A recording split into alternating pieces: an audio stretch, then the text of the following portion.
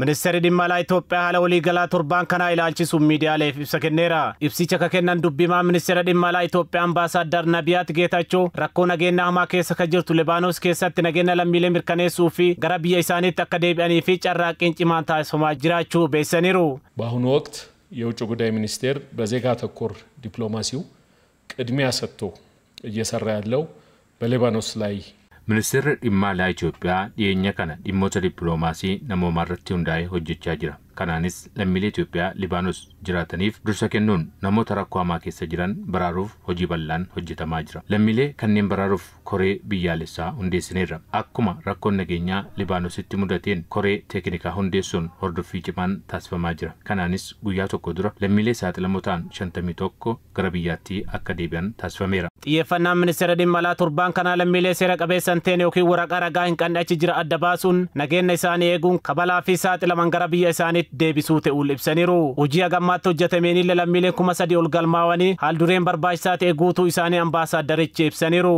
በአሁኑ ወቅትም ቆንስላ ጀነራል ጽሕፈት ቤቱ በሊባኖስ የሚገኙ ዜጎችን በአካልና በዲጂታል Yeroo ammaa qoonsilaan waliigalaa biyyattiitti argamu karaa lammiilee biyya isaaniitti deebisan irratti hojii guddaa hojjechaa jiru. Namoonni karaa dijitaalaa fi qaamaan akka galmaan taasisuun sadarkaan lammiilee hedduun akka galmaan taasifameera. Odeeffannoo hagammaatti jiruunis lammiileen 3,000 karaa bilbilaa fi qaamaan galmaaniiru. Kun hundi bu'aa waloo qoonsilaa fi ministeera dhimma alaati. Yaa'ii waliigalaa dhaabbata mootummoota gamtoomanii 79 irratti Itoophiyaa hojii dippiloomaasii bu'a qabeessa ta'e galmeessuu ka'ima ambaasaadder Nabiyaati. Dhaabbata mootummoota gamtoomaniitti Itoophiyaan miseensa mana maree mirgoota namoomaa ta'uun biyyoota 193 hirmaatan keessa deeggarsa biyyoota 171tiin filatamuu himuun kanaanillee biyyattiin dhimmoota idil-addunyaa gaamaraa itti kenname kabaatu ta'uu ambaasaadder Nabiyaat addeessaniiru.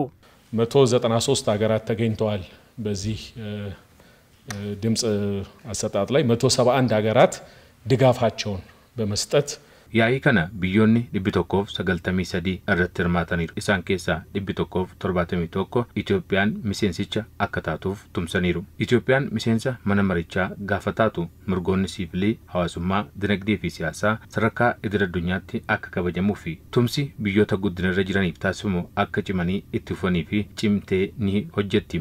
Jilli Itoophiyaa ministeera dhimma alaa duraanii fi pirezidaantii ammaa ambaasaadder Taayyee Asqasillaaseen durfamu yaa'ii waliigalaa 79 irratti marii biyyoota lamaanii bu'a qabeessa ta'e geggeessaniiru jedhan. Ambaasaadder Nabiyaat Geetachoo ergama addaa Afrikaa Somaaliyaa jiru duubatti deebi'uun bobbii isaa fi eeggannoo akka raawwatamuu fi nagaa fi tasgabbii wareegama hedduu argame duubatti akka hin deebine Itoophiyaa ejjennoo isii ifa gochuu danda'ullee ibsaniiru. በቀጣናው አንዳንድ አካላት የሚያደርጉትን አፍራሽ አካሄድ እንዲያቆሙ ለዓለም አቀፉ ማህበረሰብ ማስገንዘብ Qaamolee nageenyaa ba'Afrikaa jeequuf yaalaa jiran biyyoota addunyaa hubachiisuun danda'ameera. Kanaanis Somaaliyaatti humnoota bobbii ergama addaa Afrikaa of eeggannoon akka raawwatamuuf nagaa fi tasgabbii wareegama hedduudhaan argame duubatti akka hin deebisne Itoophiyaan ejjennoo isii ifa gochuus dandeessee jirti.